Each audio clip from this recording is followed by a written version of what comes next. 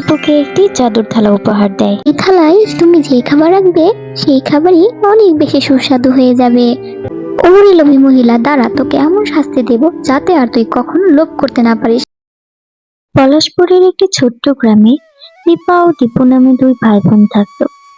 তারা যখন খুব ছোট তখন তাদের বাবা মা একটি দুর্ঘটনায় মারা গেছেন। তাদের নিজের বলে কেউ ছিল না, তাই তারা একাই থাকতে শুরু করে।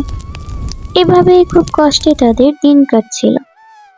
দেখতে দেখতে কয়েক বছর পার হয়ে গেল, কিন্তু তাদের কষ্ট যেন শেষই হতে চায় না। একদিন তারা দেখতে পেল তাদের ঘরে খাবার মতো কিছুই নেই।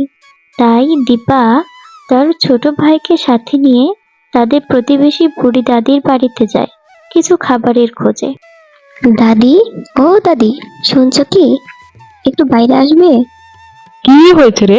সকাল সকালে তো ডাকাডাকি করছিস কেন? শান্তিতে একটু থাকতে দিবি না নাকি? দাদি, ভাই না খেয়ে আছে। যদি কোনো খাবার বানিয়ে থাকো, ভাইয়ের জন্য কিছু খাবার দাও না। এই নাও, সকাল না হতেই চলে আসছে খাবার চাইতে। বাপ মা তো অনেক আগে তোদের রেখে মরে গেছে। এখন কি লোকের বাড়ি খাবার চেয়ে চেয়ে খাওয়া শুরু করেছিস? না, আমার কাছে খাবার নেই, যা, চলে যা। দাদি, শোনো না। দাদি তার কথা না শুনেই সেখান থেকে চলে যায়। আর এদিকে দাদির কথাগুলো শুনে দীপা খুব কষ্ট পায়, তাই সে কান্না করে দেয়। তুমি কান্না করো না আপু, আমি যখন বড় হয়ে যাব তখন অনেক টাকা আয় করে নিয়ে আসবো, তখন আমাদের কোনো কষ্ট হয়ে থাকবে না।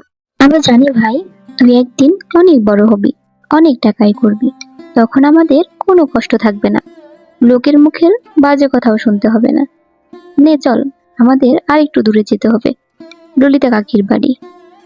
তারপর তারা ললিতা কাকির বাড়ির উদ্দেশ্যে রওনা দেয়। ললিতা কাকি হলো এই গ্রামের সবচেয়ে ধনী ব্যক্তি হরিশ কাকার বউ। তিনি দীপা ও দীপুকে খুব ভালোবাসেন। কাকি, ও কাকি। দীপা ললিতাকে ডাকছিল। ললিতা তার ডাক শুনতে পেয়ে তাদেরকে ভেতরে আসতে বলে। বাইরে দাঁড়িয়ে আছিস কেন? ভেতরে আয় তোরা। তারপর ওরা ভেতরে চলে আসে। কে রে দীপু? কে রে দীপা? হঠাৎ এখানে যে? কেমন আছিস তোরা? কাকি, ভাইয়ের খুব খিদে পেয়েছে, ঘরেও কোনো খাবার নেই। যদি ভাইয়ের জন্য কিছু খাবার দিতে তাহলে খুব ভালো হতো। ও আচ্ছা, এই ব্যাপার। এক্ষুনি তোদের খেতে দিচ্ছি। আর তোর কাকুর কাছে আমি কিছু বাজার পাঠিয়ে দেব, যেন তোদেরকে আর কষ্ট করতে না হয়। আজ যদি তোদের বাবা মা বেঁচে থাকতো তাহলে তোদেরকে আর এত কষ্ট করতে হতো না রে। তোমাকে অনেক ধন্যবাদ কাকি, তুমি না থাকলে আমাদের কি যে হতো। তারপর তারা খাবার খেয়ে বাড়ি চলে যায়। পরদিন বিকেলে তারা দুই ভাই বোন একসাথে গল্প করছিল। দীপু, ভেবেছি একটা পিঠার দোকান দিব, পিঠা বিক্রি করে কিছু টাকা আয় করা যাবে, আর তখন আমাদের কোনো কষ্ট থাকবে না। তোকেও অনেক সুন্দর সুন্দর খেলনা কিনে দিতে পারবো। জি আপু, অনেক খেলনা কিনে দিবে, আমি সেই খেলনাগুলো দিয়ে বন্ধুদের সাথে খেলবো। আপু, আমি কি একটু বাগানে খেলতে যাব? আচ্ছা ঠিক আছে, যা, কিন্তু দুষ্টুমি করা যাবে না, মাটি দিয়ে খেলা যাবে না, নদীর কাছে যাওয়া যাবে না, আর খুব তাড়াতাড়ি বাড়ি চলে আসবি, বুঝলি? জি আপু, বুঝে গেছি। দুষ্টুমি করা যাবে না, নদীতে যাওয়া যাবে না, মাটি দিয়ে খেলা যাবে না। দীপু তার বোনের থেকে অনুমতি নিয়ে বাগানে খেলতে চলে যায়। বাগানটি ছিল খুব সুন্দর। সারা বছর বাগানে নানা ফুল ফুটে থাকতো। মৌমাছি ফুলে ফুলে উড়ে বেড়াতো, মধু সংগ্রহ করত। আর বাগানের পাশে ছিল ছোট্ট একটি নদী। দীপু বাগানের ফুল নিয়ে খেলছিল। খেলতে খেলতে দীপুর খুব খিদে লেগে যায়, তাই ও বসে কাঁদছিল। এমন সময় দূর থেকে একটি পরী দীপুকে দেখছিল। দীপুর কান্না শুনে পরীর অনেক মায়া হয়। পরী তখন দীপুর কাছে এসে বলে, এই ছেলে শোনো, এভাবে কাঁদছো কেন তুমি? কি হয়েছে তোমার? আমি এই বাগানের পরী, এখানেই থাকি, আমাকে বলো কি হয়েছে তোমার? পরি, আমার খুব খিদে পেয়েছে, কিন্তু বাড়িতে খাবার মতো কিছুই নেই, তাই বসে কাঁদছি।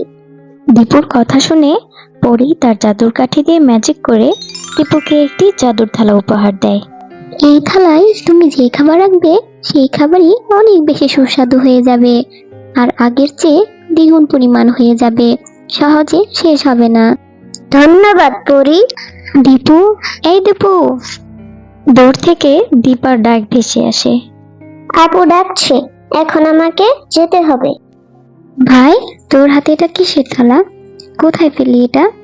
ও, থালাটা আমাকে পরি দিয়েছে। দীপা দীপুর কথায় পাত্তা না দিয়ে থালাটা নিয়ে পিঠা বানাতে বসে যায়। পিঠা বানিয়ে বাজারে নিয়ে যায় বিক্রি করার জন্য। বাজারের লোকজন আসে দীপার পিঠা খেতে। ললিতা কাকিমাও দীপার পিঠা খেতে আসে। তার পিঠার দোকানে অনেক ভিড় লেগে যায়। সবাই তার পিঠা খুব পছন্দ করে। আপু, আমাকে একটা পিঠা দাও, আমিও খাবো। হ্যাঁ ভাই, তোকেও একটা পিঠা দিচ্ছি, খেয়ে বল দেখি কেমন হয়েছে। কাকা, আপুর পিঠা তো অনেক মজা হয়েছে। হ্যাঁ দীপু, তুই ঠিক বলেছিস। দীপার হাতের পিঠা সত্যি খুব মজা হয়েছে। মনে হচ্ছে এমন মজার পিঠা আমি প্রথম খাচ্ছি। সত্যিই দীপা, তোর পিঠা অনেক মজা হয়েছে। তোর মতো এমন মজার পিঠা আমরা কখনো বানাতে পারিনি। দীপা, তুই কি লক্ষ্য করেছিস তোর পিঠা আগের চেয়ে দ্বিগুণ হয়ে গেছে? মনে হচ্ছে এ যেন এক জাদুর পিঠা। দীপা মনে মনে ভাবে, সত্যিই তো, পিঠা দ্বিগুণ হলো কি করে?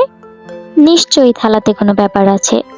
দীপুকে জিজ্ঞেস করলে দীপু পরীর সাথে ঘটে যাওয়া পুরো ঘটনা সবাইকে খুলে বলে। দীপা, তোর তো ভাগ্য খুলে গেল রে। তোর জাদুর পিঠা সবসময় দ্বিগুণ হয়ে যাবে, আর তোর পিঠা সবচেয়ে বেশি মজা হবে। এই জন্য সবাই তোরই পিঠা খাবে। তুই অনেক টাকা আয় করতে পারবি। আর আমিও এই মজার মজার পিঠাগুলো সবাইকে খাওয়াতে পারবো। আর এখন থেকে এই পিঠাগুলোর দাম অনেক কমিয়ে রাখবো, যাতে করে সবাই আমার কাছ থেকে এই মজার জাদুর পিঠাগুলো কিনে খেতে পারে। এদিকে এক লোভী মহিলা দূর থেকে ওদের সব কথা শুনছিল। আর দেখি দেখি, এটা তো আমার থালা। এই থালা মনে হয় তোর ভাই কালকে আমার বাড়ি থেকে চুরি করে নিয়ে আসছে। আমার থালা চুরি করে এখন বলছিস সেটা তোদের থালা? হ্যাঁ, এই থালা আমাকে পরি দিয়েছে, এটা আমার থালা। পরি বলে কিছু হয় নাকি? মিথ্যা কথা বললেই আমার থালা তোর থালা হয়ে গেল নাকি? দে আমার থালা, দে আমার থালা, আমি নিয়ে যাব। তারপর লোভী মহিলা থালাটি নিয়ে তার বাড়ি চলে যায়। আপু, কাকি আমার থালা নিয়ে যাচ্ছে, এটা আমার থালা। তুই কান্না করিস না ভাই, এই জাদুর থালা তোকে পরি দিয়েছে। পরি নিশ্চয়ই সবকিছু দেখছে। ও নিজেই এই লোভী মহিলাকে শাস্তি দেবে। ওরে লোভী মহিলা, দাঁড়া, তোকে এমন শাস্তি দেব যাতে আর তুই কখনো লোভ করতে না পারিস, মিথ্যে কথা বলে কাউকে ঠকাতে না পারিস। তোকে তোর শাস্তি পেতেই হবে। লোভী মহিলাটি বাড়িতে এসেই সেই জাদুর থালায় খেতে বসে যায়। এদিকে পরি সেই লোভী মহিলাকে শাস্তি দেওয়ার জন্য ম্যাজিক করে তার খাবার অনেক ঝাল বানিয়ে দেয়। যেই না সে আবার খাবার খায়, খাওয়া মাত্রই ঝালে তার মুখ জ্বলে যাচ্ছিল, মরে যাওয়ার মতো অবস্থা হয়। সে সাহায্যের জন্য চিল্লাতে থাকে। কি ঝাল রে বাবা, মরে যাচ্ছি আমি ঝালে। কে কোথায় আছো, আমাকে বাঁচাও। দীপা ও দীপু তার চিৎকার শুনে দৌড়ে আসে। দীপা, দীপু, তোরা এসেছিস? আমি তোদের থালা লোভে পড়ে নিয়ে এসেছিলাম। আমি এর শাস্তি পেয়ে গেছি। আমি তোদের কথা দিচ্ছি, আমি আর কখনো লোভ করব না, কখনো মিথ্যা কথা বলবো না, কখনো লোভে পড়ে কারো ক্ষতি করব না। এই নে তোদের থালা, তোদের থালা তোরাই নিয়ে যা। তারপর দীপা ও দীপু তাদের থালাটি নিয়ে বাড়ি চলে যায়। দীপা পিঠা বিক্রি করে কিছুদিনের মধ্যে তাদের অবস্থার পরিবর্তন করে ফেলে এবং সুখে শান্তিতে বসবাস করতে থাকে। হ্যালো বন্ধুরা, গল্পটি ভালো লেগে থাকলে চ্যানেলটি সাবস্ক্রাইব করে দিবেন এবং পাশে থাকা বেল আইকনে প্রেস করে আমার পাশেই থাকবেন।